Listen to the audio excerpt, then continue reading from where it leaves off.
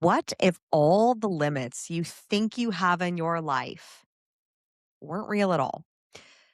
What if they were just a result of what your mind has been conditioned to believe? The paradigms, the perceptions, the influences that you've had of your past or present circumstances. The human mind is far more powerful than we realize. And today's guest has spent more than 3 decades proving that live on stage in front of millions of people around the world. If you have ever felt like there is more inside of you, more creativity, more possibility, more than, this provincial life, then this conversation is going to change the way you think. And by changing the way you think, you can actually change your reality. If something invisible seems to self sabotage or hold you back, that's what this conversation is all about. What we're exploring today is how this understanding of the hidden power of your mind can actually transform your confidence, your leadership, your relationships, and your ability to actually create the life that you want. I have spent a decade doing work myself as a high performance coach and really seeing the power of the mind to create a reality that was exactly what we desired in manifesting. And that's why I wanted to invite Brent Webb on to the Crown Yourself podcast. He is an acclaimed mentalist and mind power expert. For more than 30 years, Brent has performed in 109 countries and captivated over 2 million audience members with his unique blend of mind magic, taking audiences on a journey to the farthest reaches of the human mind. From Las Vegas to London to Miami to Madrid, Brent has amazed audiences around the world with performances that blend entertainment with psychology and the extraordinary potential that our mind has. He has shared the stage with legendary entertainers like, oh my gosh, hold on to your hats. Joan Rivers, Don Rickles, Shaka Khan, Kenny Rogers, and so many more. And beyond the stage, Brent has delivered powerful presentations for Fortune 500 companies, including Ford Motor, Nabisco, Hershey, and professional sports team like the Cleveland Browns and Arizona Diamondbacks. But Brent's work goes far beyond entertainment. Through his events, corporate training, and his teachings on the human potential, his mission is very simple: to help people realize the incredible power that is already inside our minds. The Crown Yourself podcast is here to do that. So let's unlock your next level of leadership. Click the subscribe button. Make sure you're subscribed so you never miss an episode like this. And with that, I'd like to welcome Brent Webb. Thank you so much for being here. Wow, he sounds amazing. I can't wait to see this guy. I'm like, "Well, let's bring out the mind magic and the showmanship." Because I mean, especially when researching a guest, it's so fun to see the giant impact that you've had on stages around the world. And then when you come into a podcast interview, it's so much more intimate. And there's, not the giant stage, there's not, crowds of thousands. It's just you and me having a conversation over a cup of coffee. Yeah, and sometimes that's better, right? Because this will be here forever, and this can, help people long, long into the future. So I love this sort of thing. Any way to get the message out, I'm all for it. So with mentalism, can you describe, because I think stage show hypnotists and mentalism, it's had a performative, perception around it. And obviously you've done it from the stage in front of thousands and millions actually. But how does that translate into daily applicable mindset shifts? Well, I started out as a magician, a little kid magician. I was an only child from Ohio, a little chubby kid. And like a lot of kids, you want to do something, to stand out. So I wanted to become a magician. And it was during those early years that I would take out library books and every Saturday. And one Saturday, there was a copy of a book called The Magic of Believing that had been put on the shelf, by accident in the magic section. So I took it home and it was all about the power of the mind. So at 9, 10 years old, I started to realize, wow, there is more here going on than I can understand. I didn't quite grasp it. But I went into my career starting as a magician, but I slowly started moving into mentalism, which is, magic of the mind. So it's sort of the same thing, except you're working with, the mind. The thing was, while I was performing all over the world and being paid to tour the world, I got more and more into the real power of the mind. So I was being paid to go around the world, but I was meeting thought leaders and religious leaders and, mind power experts and learning the real secrets of this. And I started putting it into my life. And it's like anxiety went away, insomnia went away, everything I've ever faced kind of dropped off. And when you look back, you realize, wow, this is incredible. Over time, all of the things that used to bother me are gone because of these principles. So it's just, I've made it my mission now. I love doing the show, but after the show, you get all the applause and it's very hollow, right? Now it's like people email me, people come up to me, they're doing these things, it's changing their lives. So it's like it's a whole new, I've just really made it my mission to get this word out, about the power of your mind, Yeah. I mean, when I discovered that NLP, neuro linguistic programming, was created by 2 magicians, Richard Bandler, right? like, that shifted of like, "Oh, this is like magic in a way when we can realize how our minds control and can grasp onto like such deeply held perceptions." So, I'd love to know what are the core principles that you found that were the most impactful for shifting and essentially healing you of what I call plagiarized programming. That was like all the programming that shaped you to be who you were in your personality that you no longer are now. What was the one principle that you I mean, there's many, but what was the one that really struck you? Well, the thing that I understood from it when I was 10 years old, the big realization was I'm not the voice in my head. The voice in my head talking is not, most people just think that's them. It's them talking up there, not realizing, it is programming that you've built, over the course of your life, especially when you're younger. So the idea that, you just need some awareness. The very first thing people have to do is become aware of what the voice in your head is saying. And a lot of people say, well, I don't have a voice in my head. And you do. If I tell you to, say hello in your head, you can do that, right? And the voice you make talk isn't the voice we're talking about, though. It's the voice that just pops up and says, remember the birthday party in third grade where you peed your pants and everyone laughed and then you get embarrassed, or you're driving down the highway and you see a car that looked like your ex-girlfriend's and now you get sick in this.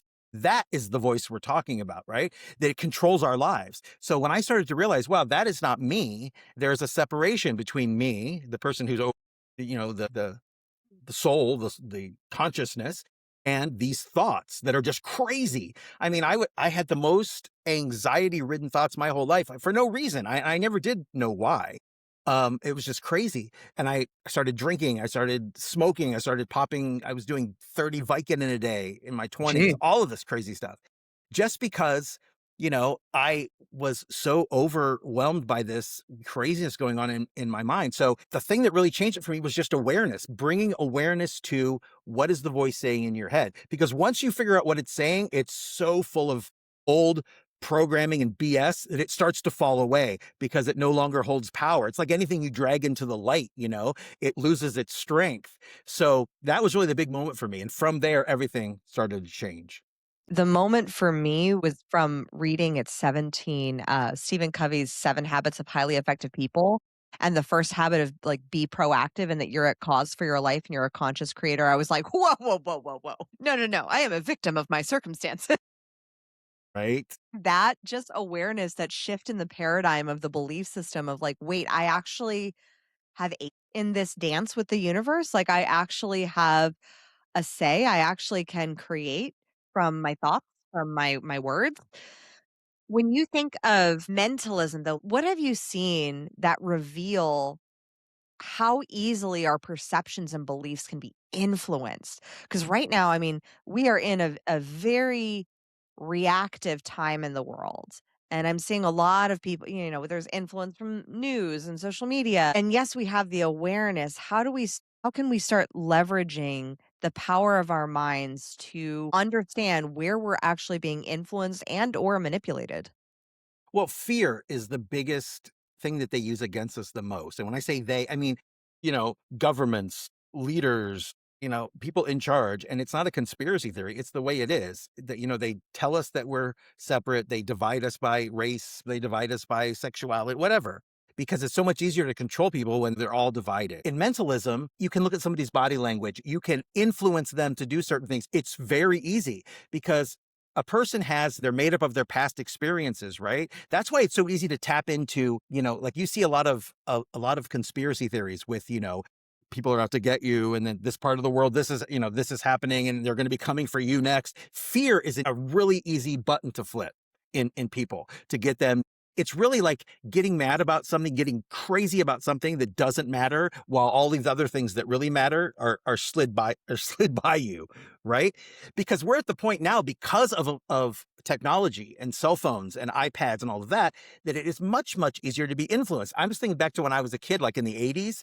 Come on, right? I mean, we thought TV programming and advertising was the thing. Nowadays, you see two people in the same room texting each other instead of talking out loud, right? They're watching TikTok. They're watching, and once you like one thing, the algorithm starts to give you more of that thing. So it's like whatever you believe, it's going to make you think that that's true, because it's going to keep showing you more of it, because that's how the algorithm works.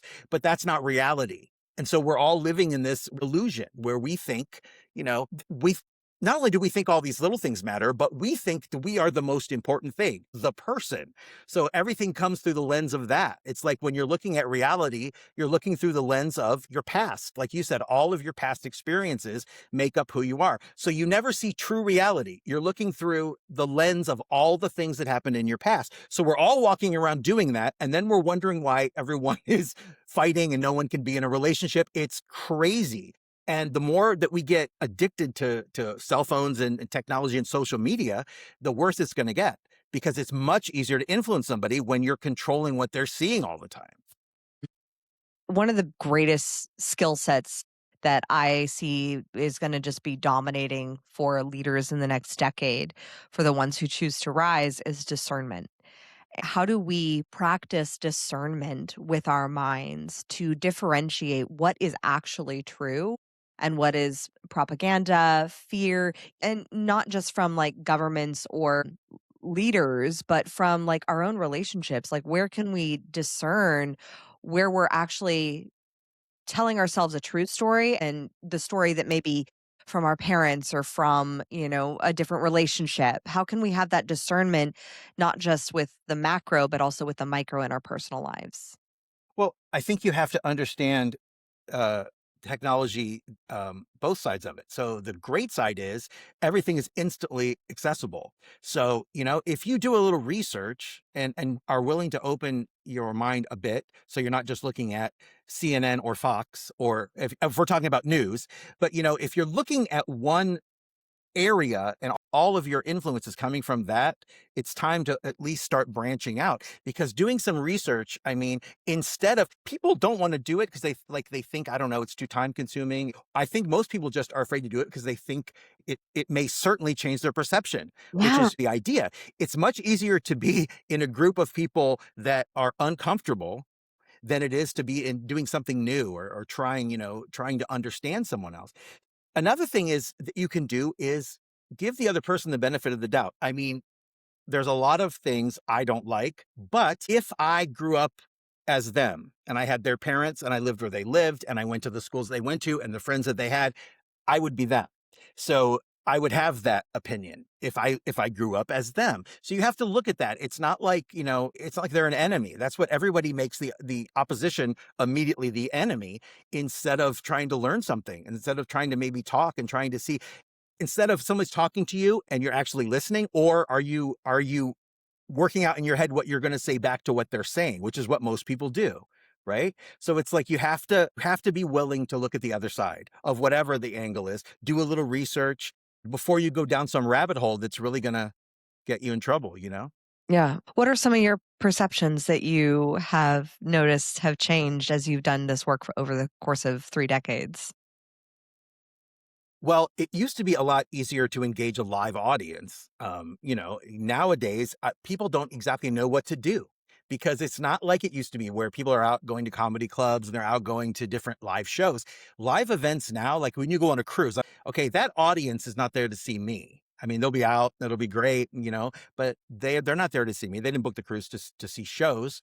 And so when they come into a live venue, it's like nobody knows how to really react anymore. They're just not used to it. Do I applaud here? Do I, and you'll see a lot of people talking, which never would happen before, but like they think they can just talk. I see that a lot, where they can get in there. Getting people together in a room like a theater, giving them a common experience, that's the same. It's just a little harder because, again, attention spans, cell phones, all of that stuff is still going on, even though they're not supposed to be. You'll see people looking at their phones. You'll see people on their Apple Watch. They say our attention span now is what, like 8 seconds or something. Like it used to be 70 seconds back in the 80s, and now it's like 7. And that's why when you're scrolling through social media, it's like bright colors and like these things to try to get you to stop. They literally have seconds to get you to stop. So I would say that, attention span is definitely different. But in the end, people just want to be happy. They just don't know how to do it. We all want the same thing that we've always wanted. We just think it's going to be in a person or a car or a house or something is going to make me happy outside of me, instead of realizing, I'm the one in charge of the happiness is an inner thing. You're not going to find it out there, but we all look for it. Oh, when I get a smaller butt, I'll be happy. When I meet the right girl, when I get this new car, but it's not the things that you want. It's like the feeling you want from the thing. Right? You want the people to look at you and think you're successful driving the car, and you don't ever want the thing. It's like, go one step further, do a little research on yourself, and you'll see there's something behind that, and it's something you can grant yourself. You can't go out and buy confidence, or you can't go buy love. I mean, you could rent it for a while, but you're never going to buy it, right? So those are inner things. Confidence and love and courage, those come from within, and you grant them to yourself. People think they have to do something to earn that. And that's the problem with our society. It's like in your life, there's maybe what, 6, 7 peak experiences. Most people will have like wedding day, birth of their first child, first new car, like the day that all the energy rushes up, right? They don't realize that that energy's there for them all the time, but you've blocked it, right? So Mhm. you've got 6, 7 like prime moments, and then you've got thousands of things you do not like or that aren't the way that you want. So think about how that scale is tipped inside you. You're looking at reality through the lens of the past and also through the lens of what I want, what I don't want, and you're trying to go out and make that happen. And again, you're wondering why everything is all screwed up, why it looks like you're living the same day over and over again. Because because you're continuing yesterday into today. It's like there is no break. Brent, you literally said the thing as to how I healed myself from 10 years of bulimia with no psychological or medical intervention. My breakthrough in that it's not the number like on the scale that I was chasing. It was the feeling of what I thought that number would make me feel. And looking at reverse engineering and saying, well, if that's what I want, what would make me feel confident, strong, powerful in my body now rather than waiting on some time. And it was the same way that I did with money and relationships and like that simple principle. Like I just want our audience to truly grasp it is not the thing, it is the feeling that you think that thing is going to bring you. That's what you can source inside of you. There's so much power in that when you realize that you have that agency.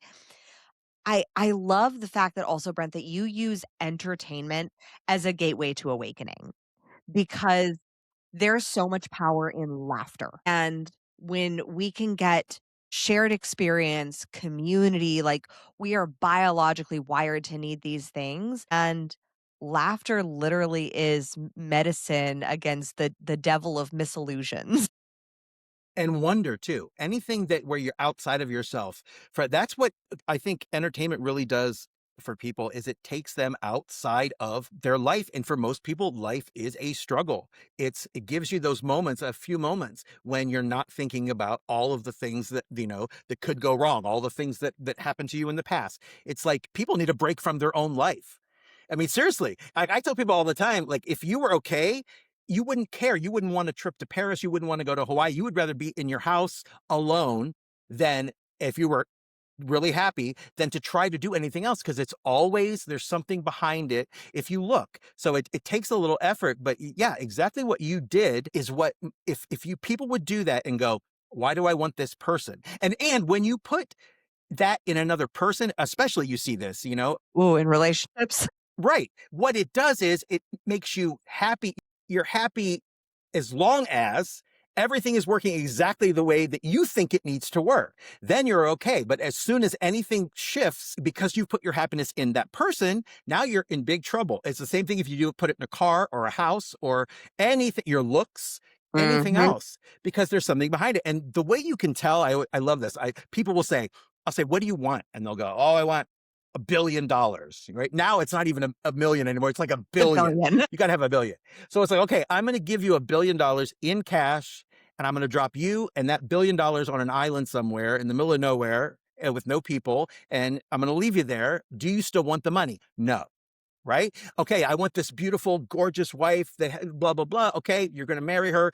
You're going to be miserable. She'll love you. It'll be fantastic for her, but you will feel uninspired every day, and you'll hate to come home. Do you want her? No. Well, that shows you right there that it's not the thing that you want. It is the whatever you think the thing is going to give you. And so when you really, that's such an easy thing to do. If you take 5 minutes today and do that, you'll start changing your life right away. You don't have to go to India and meditate in a cave, or you don't have to do some crazy. I see people all the time doing some crazy thing. It's like you have everything you need inside. You've got the most sophisticated supercomputer ever devised. We all have one, right? You're born with this thing. However, when you buy a cell phone or a toaster or a microwave or a piece of furniture from IKEA, you get a manual that tells you exactly how it works, right? This thing, which could literally change the universe and can make your life either hell or heaven, guess what? You're on your own. And I remember a teacher used to tell me, you need to focus. And finally I said one day, how do you focus? Like, did you teach that and I missed it? And then I was in third grade and she said, you're right. I really don't know how to focus. People say that, focus, focus, focus. Okay, tell me how to focus. And so once you start learning these lessons that you're in control, that, most people think that they're beholden to this mind, that this thing's like a crazy monkey up there and that you're afraid of it. When in reality, you are in charge. This thing is just gone. It's gone completely untrained. So it's running like crazy and throwing things around, and you've got to get control of that back. It's not hard. It just takes a little bit of time. And that's the thing nowadays. Everyone's this. I want the pill that does it. I want to watch a video and have it. It doesn't work that way. And you can't just hear us talking about it and not do it. You have to actually try these things. Everything that I've ever done that has worked for me and I've taught other people, I don't ever teach anything that somebody else said works or that is a pie in the sky thing. These are all Same. things that are easy to do and that you can do anywhere and do no matter where you are. What are your favorite questions to ask yourself to redirect to awareness to the mind and like what the monkey mind is doing? Well, I believe that nothing that lower mind says is ever going to help you. It's not, because if it knew what it was talking about, it would know. And it doesn't know because it'll give you both sides of an argument. Like something will happen, somebody doesn't call you, and then you're starting to get upset, right? And it's going, oh my God, when I get a hold of this person, right? And then you find out it's your anniversary or something, and that's why they're late. Now it's saying, oh God, she's amazing. So it just gave you both sides of the argument. You completely, let that slip. You let that go by. So I think what you ask yourself is, why am I thinking this? Why am I feeling this? Because those two things, because a lot of times I noticed in the past, a feeling would come up, an unanxious feeling, and my mind would try to find out something that would fit that. So sometimes it's backwards. The thought comes first, it brings up the feeling, right? But many times for me, I would have this feeling, and then my mind is going, okay, why is he feeling? And trying to find something that fits that. When did we have this feeling last, right? So if you start to realize that lower mind, which is, I don't really believe in subconscious. I believe we have an open mind. We start to build this area where we put things we don't like and things that we're Mhm. afraid of and all of that. And we kind of build this separate area there and we're afraid of it. Every time it rises back up, we push it back down.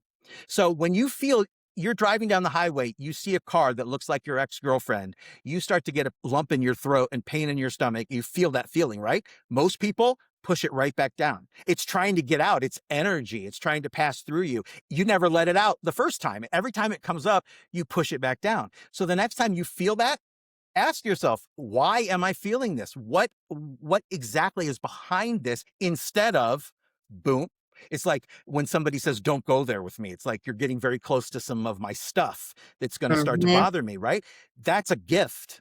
That is a gift. When that comes up, it's like when that leaves you, you're going to get such a rush of energy. You've got only so much life force and you have taken that life force and you have diverted it into willpower, and you are holding inside you everything that ever bothered you and the few things that you really liked. But anything, snakes, and I like this color, and all of that is this tapestry that you've woven inside your head. So any question that you can ask yourself, that you can really ask yourself, that's you asking and not this programming mind, is a win. You're standing at the bank, you have a free moment.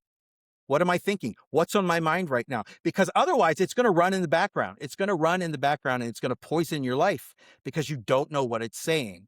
When you realize what it's saying, like I said, you're going to see the most screwed up bunch of BS you've ever recognized in your life, because it's just not true anymore. It's old, rusty programming that's controlling your life. Yes, like, I love, the idea of consistently asking ourselves that question, because it's funny. I was having a conversation with my son, and I think you mentioned detachment and putting it outside of ourselves and putting it into somebody else. I think for parents, especially, like, at least for me, I found that to be really challenging, because I'll see things in my children and I'm like, unconsciously, I'm like, oh, I know that's me. Right. Oh, that's 100% me. But I'm like, we need to work on discipline or these things. And I literally found myself yesterday saying something to my eldest son. And as I'm saying it, I hear myself in my mind and going, I'm like, how is that me? How is this actually, it's really not about him. It's really about me. And this is the thing that actually I need to work on as much as he needs to work on it. And that experience of being in relationship to also be in dialogue and role model, that it's like this is a process and a practice. This is not like a one and done, GLP-1 shot in the arm of awareness. This is a continuous practice. I'm really curious actually to explore, why is it that you don't believe in a subconscious? You described it beautifully as a tapestry of all the programming of what we like and what we don't like, and basically are the tapestry of our personality. Having done the work that I've done with leaders for so long, I see so many people clutching and like death gripping to a past identity because they're so scared of venturing into the unknown of like, what would life be like if I didn't have that constant niggling frustration that was just like the underlying current of my life. How do you loosen the grip on who you have been?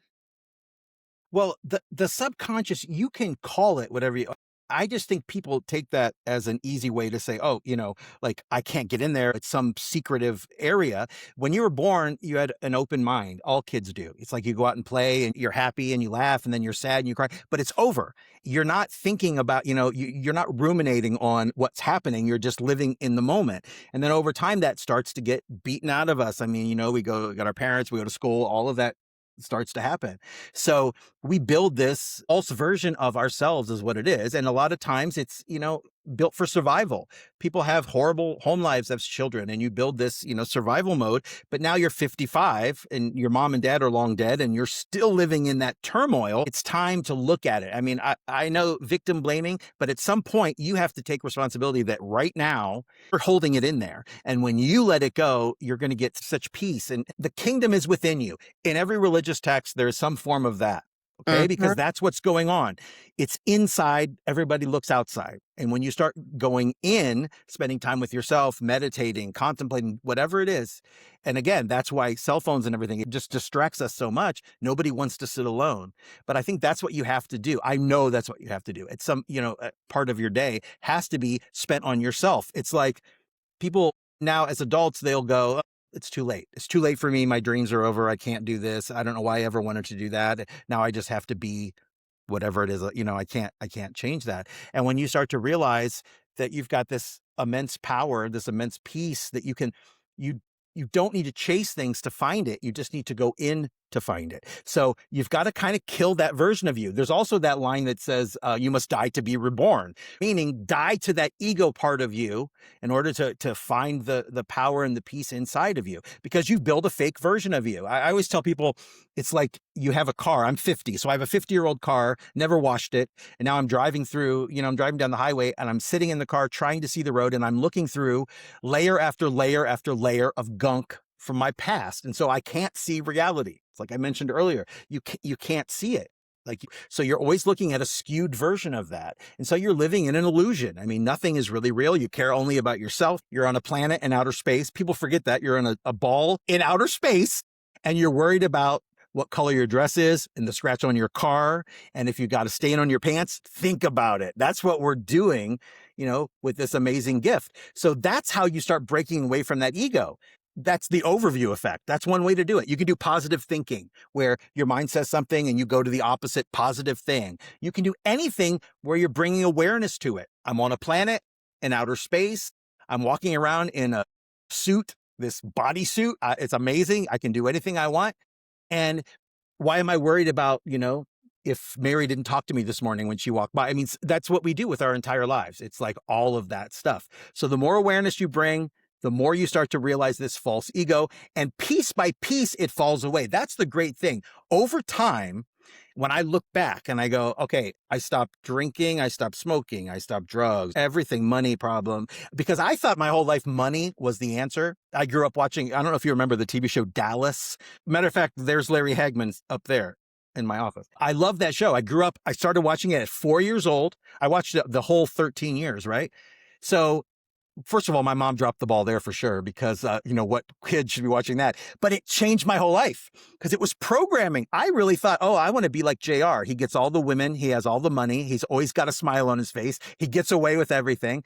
And when I first started working out on the road and started making money, and I started doing very well very early on, and I got the money, I realized that it was all BS, that what I thought my entire life would make me happy didn't make me happy. And that is when I started drinking. I started smoking. I didn't do any of that before. I did it after trying to come up with something to get past this idea that the thing I thought I wanted my entire life was now here.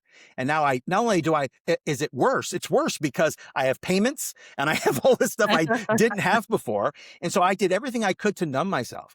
I had $1 million by the time I was 21. I was broke by 30, and I made it back again by 40 because I just didn't care. I thought, what is the use to any of this? Because I'm not happy. I have what I thought I wanted, and now I don't. So that, again, was one of those moments. I've had several where I look back and go, I can see these moments. And then I look back now and I go, okay, I stopped smoking. I stopped drinking. Just like we were talking, cold turkey, I didn't do anything. I didn't even think about it. There was no, like, I got to take a patch, and then I got to step down to this, and I got to stop taking Vicodin and do half. I just stopped everything little by little by little. I had insomnia for years. I'm out in 10 minutes every night, no matter what, no matter where I am. I mean, it's incredible. And so when I look back now and go, oh my God, I can see everything I've been up against, including cancer, everything I've ever been up against. And now where I am now, at a place where I wouldn't trade it for anything, because I get up in the morning, I'm happy. I go through the day, I'm present and happy. You can't say anything that's going to upset me, which is what most people are not living. They are waiting for someone to do something that they're going to respond to. Right. Yeah. So I live, and I'm not saying, oh, this is so great, but it is for me. I mean, I to live the way I lived and to live the way I live now, it's like night and day. I mean, the voice doesn't really talk. I mean, it talks occasionally, but now when it does, and it's normally like, I'm outside on a cruise or something, it's hot, right? And so it's going, oh my God, why are you standing up? It'll start. And again, you just have to kind of look at the overview. I'm on a planet, there's a star 93 million miles away. It's hot. That's why you look at something to kind of get you out of that. But I never tell people as a reason, but when you do this, when you start looking at yourself, when you start doing a little meditation, the voice stops talking, because the only reason it's talking is because you are not okay. It's trying to make you okay. Think of things. Okay, maybe if this happened, I'd be okay. Maybe if I got this job, I'd be okay. That's what's going on in your mind. The more that you work on yourself, the less that voice has to talk about. And then you start gaining control of, you're trying to figure out something. You can make the voice talk. You're trying to, do something. Not, it's just talking in there. Who'd want a computer that just spits out stuff by itself? And it's saying things to you. Not only that it's not true, it's scaring you. It's like warning you about something. That's what you've got in here. And you can't get away from it until you take the courage to turn inward and look at it. You can blame everybody else and and blame your past and blame your situation. But until you look in, you're never going to free yourself because there's no other way to do it. No matter what they tell you, there's no other way to do it unless you go inside and you release yourself bit by bit. It happens slowly over time. Your life will never be the same. And no matter how old you are or where you're watching this from, you can do this. I promise you. You just have to take the time for yourself and give yourself another chance. You've given everyone second chances, third chances, 387th chances. It's like, give yourself another chance to be happy. That's all you want, you know? And I'll tell you, the money, just like you said, the money, the health, the better relationship, all of that comes when you're okay with yourself because you're no longer out there trying to make the world be the way you want it to be to do the things you think will make you happy. But now you're out there living. And so Mhm. everything will be better. Your relationships will be better. It's like when people tell me I'm dating, they'll say I'm doing the online dating, right? You know what you're doing? You're looking for yourself. You're filling out a form of all these things, and by doing that, you are removing from the equation everybody else. You know, you're picking, oh, I like blondes. Why do you like blondes? Because maybe somebody in your past, you gotta look at it. Why Mhm. do you have the likes that you have? Why? There's a reason. There's a reason for everything. Like it could be you were 4 years old and you saw a movie that really connected to you somehow. And now you're 44 years old and you're still living your life and loving blondes because of this movie where you saw a guy who, whatever. That's how fickle this thing is, you know? And again, once you bring some light to it and you bring a little scrutiny, you can take it slow. You can start slow. It will dissolve all by itself. You don't have to go to a therapist. The therapists are great, but you don't have to go sit there and relive all of it. You never feel better anyway. You go home and you feel like it takes 3 or 4 days to get over it, and then it's time to go back.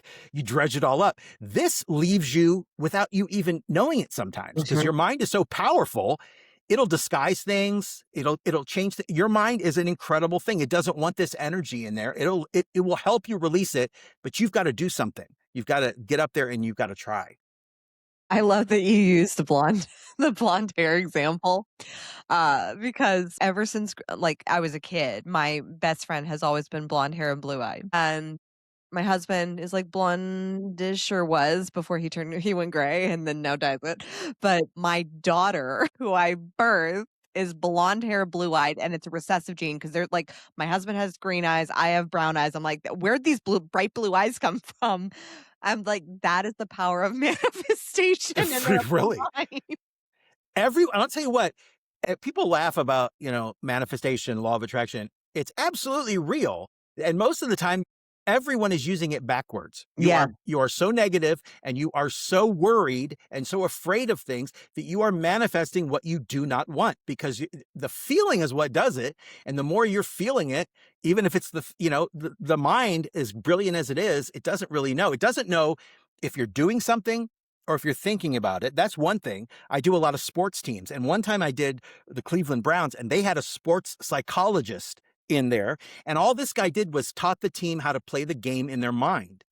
And when they've done studies on this, people that have done this where they've run the race in their mind, Olympic runners and stuff, they have improved like 30, 40% just from doing that. If you took a group of, I think it was 3 groups of students, they did this 30, 30, 30. None of them could play basketball, right? So every day after school, they put 30 of those kids on the court for an hour. They played basketball. They put 30 in a classroom with an instructor who taught them to play the game in their mind.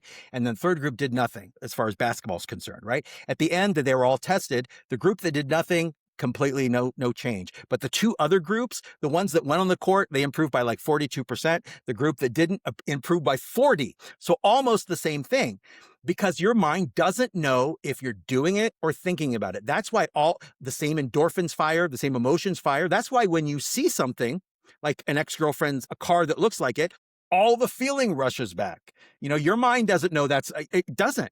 So you use this to your advantage because that means you can sneak things kind of past the mind, especially things like if you don't believe in what it is that you're doing or that you want, you can trick your mind. You can trick your mind into manifesting by taking away oh my God, when's it going to happen? It's like when you order something from Amazon, you don't get on the phone and go, oh, when's it coming? When's it coming? When's it coming? When's it coming? That's what people do. It's not, if it hasn't come in a week, it's not going to come.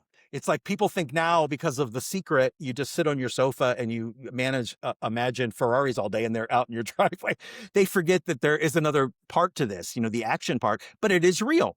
Most of us are using it backwards. We're manifesting a life we don't want. We are repeating what happened to us yesterday. We're bringing that into the future. So we are literally living in the past. And then you're wondering why it's like Groundhog Day every day in your life. People go, I'm in a rut. I feel nothing changes. Yeah, but the only person that can do that is you. A job isn't going to do it, a house, a car, nothing. You've got to do that. You have all the power. We all blame everyone else and we put it on everyone else and we say if this happened, now just take some action for yourself. You deserve it. Yeah, I think I love your conviction on how these principles have changed your life. And in seeing that, I would love to know your spiritual perception of what is the relationship between our will and divine will, and where alignment comes into play, because I think people have a misconception around, like, if there is alignment then that means everything comes with ease and it's a lot easier. I'm like, have you had a kid? Like, sometimes there is challenge, there is facing yourself, but there comes presence with that moment. And it doesn't mean that motherhood is not a part of who you were meant to be, or parenthood is not a part of who you were meant to be, that's not aligned. It could be that there may be some ways that you were thinking that may be some programming, but I'd be very curious to know what you perceive the relationship between will and divine will to be. First of all, life is happens. That's the thing. Life is not going to stop because you become spiritual and you start awakening. Life, in many cases, is going to start to ratchet up for you because the things that bothered you in the past are going to come up to the surface. That's what people don't understand. It's like you took all of these things that scared you, bothered you, you hated, you stuffed them inside you. And now every time they come up, you're uncomfortable, you push it back down. You've got to have some uncomfortable feelings when this comes up and you get rid of it. You have to. You can't be afraid of that.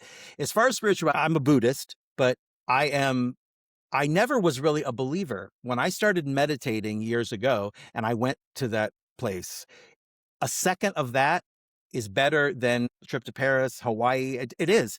That incredible. It was like, I always tell people it was like rocket fuel for the soul, because when that happened to me, I was like, it's proof. Most people you got to see it to believe it. And I was unfortunately like that. Now I understand you've got to believe it first and then you'll see it. But I did get the proof. I went into a place in meditation that was so beautiful and so peaceful and so incredible that everything started to change. I started to meditate more and more. I meditate every day for 90 minutes, and I don't recommend it to anyone. I just say it's changed my life for all these years. So I do 45 minutes in the morning, 45 in the evening. If you can do 10 minutes to start and get up to eventually 15, 15, that is all you need to change your life. Okay. But what I believe is that we are the consciousness, we are the soul. God is consciousness. If you go down, and science tells you, you go down to the quantum field and its energy, they even say it is an omnipresent field. Well, omnipresent is the only thing.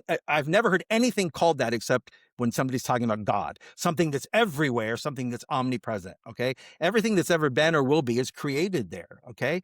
But you're the soul. So you're not this body, you're the soul that's in this body. You're down here learning for whatever reason.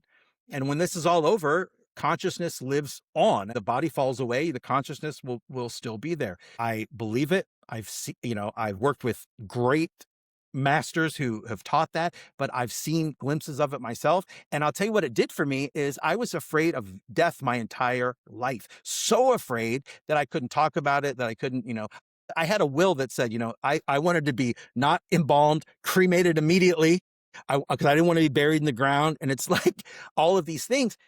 But I saw, that we do go on, that at this consciousness that we are, God is in there. The kingdom is within you. And to find that, whatever you believe God to be, I promise you, and I've had atheists tell me all the time, I don't believe in anything, and then come back and go, okay, there's Yeah. something going on here, because it's the only way to know is to experience it yourself. But I believe we go on, we come back down. It's like a learning ground. It's a training ground. Yeah, for whatever reason you're here to learn something, to improve things. And what people don't understand, I believe we're here to make it better for everyone else. Like the moment in front of you is not just here for you. It's been billions of years in the making, cause and effect for billions of years. Here's the moment. And then people go, I don't want this. I don't like this. It's like, are you crazy? You are turning this moment is, I don't want this moment. It's uncomfortable. Okay. It's taken billions and billions and billions of years and all these things to happen. And you don't want reality. It's like, you've got to accept it. And I believe spirituality, that's pretty much, that's it, is accepting reality. Okay. Knowing that, okay, you don't have to agree with what's going on, but at least if you accept reality, then you're in a power position to deal with it instead of being sucked into it, into some kind Mhm. of drama. Spirituality in everyday life, I think, is just something happens. A moment happens that's dramatic. Okay. Like, I have this aunt who's so negative. Everything that could possibly happen happens to this woman. She goes through the car wash and the window comes down in the car and the entire car's filled. She comes out of the car wash, cars filled with soap pouring out of the windows. My mom tells me the story and I go, I could never see that happening to anyone, but I can totally see that happening to her. She's like a negativity vortex. Her and her husband, it's like negativity, negativity, negativity. Uh-huh. So it's like, I think spirituality at the lowest sense or the easiest sense is just going through the day. Okay, the moment's happening. What can I do to make this better, make this moment better, to improve this moment? Well, no matter what it is, even if it's brushing your teeth, if you're taking a shower, think about your shower this morning. Were you in there going, cleaning? No, you're in there going, planning your day, thinking about tomorrow. That's what we do. We take the quiet moments. You're driving. What are you doing? You're in your head having an argument with your spouse. People tell me all the time, oh, I was arguing with my wife. They're literally doing both sides of the argument, right? I'm going to say this, and then she's going to say, you're not. It's crazy. It's complete insanity, but we've all done it for so long. We are so used to it. We don't realize. Spirituality, I think, takes you to the place where you go, the moment's happening. What can I do here? And is something dramatic, is this worth my peace? If you have the wherewithal to ask that question, it's never worth your peace. Like 99.999% of the time. If one tiny percent of the time it is worth, then go and know it. Know that you've, accepted it. But most of the other time, you're going to realize it's not worth your peace. Because every time something happens, you close that inner heart, close everything off, and then you've got to wait for something to open you again instead of just staying open. I learned a long time ago, people think, how do I open? You open by not closing, which is what most of us do. It's all the time. It's like open. It's like living in a house with the blinds and you're constantly, Mhm. dark light, instead of just letting the light come in, which is, you've got an amazing energy inside you, life force. It's surging through you. And that's why when something incredible happens in your life, you feel it, you know? And people don't understand, but they'll say, well, that's not in me all the time. And it is, because think about it. If you had a breakup with your boyfriend and you were so depressed you couldn't move, you haven't been out of the bed for a month, the house is a mess, you look like you haven't taken a shower, everything is bad, right? The boyfriend calls and says, oh my God, I made a mistake, I love you, I'm going to come see you in 10 minutes. What happens to you? All of a sudden, the energy comes up. You're out of bed, you're taking a shower, you're doing shaving your legs, cleaning the house. Where did that energy come from? The guy didn't give it to you. The phone didn't give it to you. You gave it to yourself. You allowed it to come through. That is in there, but it's blocked with, I hate this. I don't want that. I'm afraid of this. He did this to me. She did that to me, blah, blah, blah, blah, blah, blah, blah. And every time you become aware, every time you take a stand and decide, do I want this to happen? What that does is it creates more and more focus. Every time you pull back your focus, that's what meditation does. I tell people the easiest meditation is you just sit cross-legged on the floor or in a chair, feet flat on the floor, close your eyes, count 1 to 20 over and over for 10 minutes. It's the easiest meditation in the world, and it works because it tricks your lower mind. It gives your lower mind a very easy job. It's counting. All of a sudden, you'll start to transcend the mind. It's like what transcendental meditation does when you're doing a mantra over and over. Mhm. You're doing the same thing. If you go to 57, you know you've gone too far. The trick here is you don't think about it. You don't get mad at yourself. You don't try to figure out what number you were on. Immediately go back to 1. If you're 1, 2, 3, what am I having for lunch today? And as soon as you understand that's happening, you go back to 1. What that's doing is building focus. Every time you pull your focus back, that is increasing that muscle, that focus muscle. it spills out into your life. Next time something dramatic happens, it almost will seem like things slow down a little bit. It's like you're in the zone and you're in a very powerful position because instead of being sucked into the drama, and now you're yelling and arguing, and then it's a week later you've been unconscious. Now you get to make the decision: do I want to get pulled into this? And that's a huge difference here, you know, in what's happening. So now you're in a power position instead of I'm sucked in and it's over. So if you can meditate every day, 10 minutes first thing when you wake up and 10 minutes around lunch, it will change your life. And it doesn't cost anything. All you've got to do is count. Anybody can do it. You can do it anywhere. I do it on airplanes. I do it in the backseat of Ubers or taxis or cars, whatever. You can do it anywhere. And the great thing about doing it around lunchtime, it will rejuvenate you for the rest of your day because it does bring energy. That's why I don't ever say you don't really want to do it last thing at night because it will conjure up energy that'll be hard to go to sleep with. But those things are all you need. Bring some awareness to what the voice is saying. What can I do to make this moment better? And so that is taking the view off of yourself. That's what that's doing, is taking the constant, oh, it's always about me, and putting it on everyone else, the world, animals, whatever, anything, right? And you just have to give yourself the grace to make mistakes. And what you were saying earlier, which I thought was beautiful too. I always think of this as like you are a heat-seeking missile. You have to keep changing your course, which is what happens like when they fire a missile that's got, that goes somewhere. You have to keep, okay, this is wrong, pull it back. That's what you do. It's not going to happen overnight, but it'll happen every day. You'll get more strength, inner strength.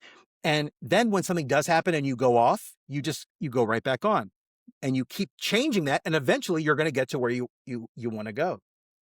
I heard it said by a really great business coach, and I think it's a phenomenal spiritual or mindset principle as well, is that frustration is just due to a lack of a system. And having a system like meditation, like just counting, like I practice transcendental meditation, and I don't do the twice a day, but I do the once a day. And I do it pretty much like religiously. That is my devotion at about 2:15, 2:30 when I'm putting my daughter down for a nap. Once she goes to sleep, I start the meditation, and that resets me for the rest of the day. And I can feel it. I literally feel it if there have been days gone by where I haven't had that devotion, that time. And the power of that reset of what that can do in that training. I mean, for me, I've been practicing transcendental meditation, and I'm someone who is like, I'm a not meditator. I'm a highly driven, high Me too. performer runner. Like that running was my gateway drug into meditation. And then when I found that running was spiking my cortisol too much because I was so stressed, I had to find something else. And that was when I found TM, and that reset of a daily reset practice has been one of the greatest gifts that I have ever experienced because of the ability to touch nothingness in a way of nothingness and everything at the same time. Yeah. And I practice TM as well. I mean, I took the TM course years ago, and I'll do TM very often on airplanes or, Mhm. certain places. It's the same idea. Whether you're doing a mantra, whether you're counting, what you're doing is giving your mind that lower minded job, and it will get you to peace. And if you're really stressed, it will, for many people, it will at least make it manageable at the beginning. And then, I mean, it'll change your life, but you will see results fairly quickly with meditation if you just do it. It's not some new age thing. People make the mistake of going, it's some woo-hoo thing, right? Or it's a religious thing. And so some people won't want to do it on religious grounds. And it's neither. I mean, it's literally spending some time with yourself alone. You're not, chanting any religious things. You're not praying to anything. You are just working on yourself. Everybody has 20 minutes a day, right? You do. You get up a little early, stay up a little late, whatever. But for something that's free, that'll transform your life, I mean, what's the cost benefit, ratio there? It's like all benefit, no cost. Our egos will love to take that short-term gain for long-term pain. So the short-term gain of like, "Oh, I'm just gonna work for an extra 20 minutes instead of doing this practice that's really beneficial for me in the long term." But eventually those short-term sacrifices end up burning you out. and frying your system to where then its negative consequences tend to incur because of the law of cause and effect. I have just loved our conversation. I loved your perception on how we can think about it and some practices that we can actually implement into our life and understanding that just the leap from lack of awareness to awareness, while it may sometimes seem great, it can be as simple as standing in line in a bank and just asking yourself a question and asking yourself, what am I thinking? I would love to jump into a little rapid fire to wrap this up. Sure. What is your favorite character in a book or a movie and why? My favorite character in a book or a movie. Oh god. I would say my favorite character in a movie, this is gonna be it's gonna date me, but I loved as a kid Back to the Future. So I'm gonna say Doc Brown because really it kind of influenced me. He was that story of like a guy who failed and failed and failed and then made it. It's a dumb movie, but it inspired something in me, and I've always had a soft spot for that movie. What person, alive or alive and in their time, would you want to trade places with just for a day? Either I love Michael Singer, the spiritual teacher, is incredible, but Yogananda is somebody else. I've studied his teachings for years and years and years. Somebody who's really, a master who's broke through. I think to experience someone who's patched into universal consciousness, who's living, in both, would be an incredible thing. Most people aren't ready for that. I don't think I am either, but I would love to see how that feels.